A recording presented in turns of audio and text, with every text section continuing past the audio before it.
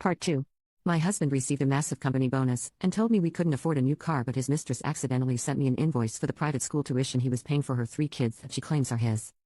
All of this money had been earned during our marriage, which meant it was legally marital property that should have been shared. Instead, Preston had funneled it into secret accounts while telling me we were struggling financially. He had claimed we couldn't afford basic repairs on my car while he had hundreds of thousands in hidden investments. My lawyer was furious on my behalf. She filed motions to freeze all of Preston's accounts and demanded full disclosure of every asset. Preston's lawyer tried to argue that the money was his separate property from work bonuses, but my lawyer proved that bonuses earned during marriage are marital assets regardless of whose name they're in.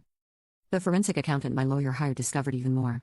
Preston had been claiming me as a dependent on his taxes to get a larger refund, but he never shared that refund with me. He had told me our refund was small but we owed money, while keeping the actual refunds for himself. Over 9 years of marriage, he had pocketed over $40,000 in tax refunds that legally should have been split. Then Vanessa dropped her own bomb. She filed a paternity suit against Preston, demanding he formally acknowledge the triplets as his children and establish legal child support.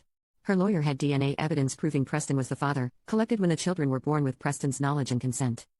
The paternity suit revealed that Preston had been paying Vanessa $6,000 a month voluntarily, but it wasn't legally binding child support. Once paternity was established, the court would calculate official support based on his real income, which was substantial. His annual salary was $220,000, plus bonuses that averaged $100,000 per year. Vanessa's lawyer estimated that official child support for 3 children would be around $8,000 per month, possibly more given Preston's income and the children's established standard of living in private school with extensive extracurricular activities. Preston would owe this support until all 3 children turned 18, meaning he had at least 15 more years of payments. Preston tried to negotiate with Vanessa to drop the paternity suit, offering her a lump sum payment to go away. Vanessa refused. She told him she was tired of being his secret and that their children deserved to have their father legally acknowledged. She wanted the financial security of court-ordered support, not just voluntary payments he could stop at any time. My lawyer used the paternity suit to our advantage in the divorce. She argued that Preston had been diverting marital funds to support his affair and illegitimate children for years. Every dollar he gave Vanessa was money that should have stayed in our marital estate. My lawyer calculated that Preston had spent over $400,000 on Vanessa and the triplets during our marriage. The court agreed. The judge was particularly angry that Preston had hidden such substantial assets while claiming poverty to his wife. In the temporary support order, the judge awarded me spousal support of $4,000 per month and ordered Preston pay my legal fees. Preston's lawyer objected, arguing that Preston couldn't afford both spousal support to me and child support to Vanessa on his salary. The judge wasn't sympathetic.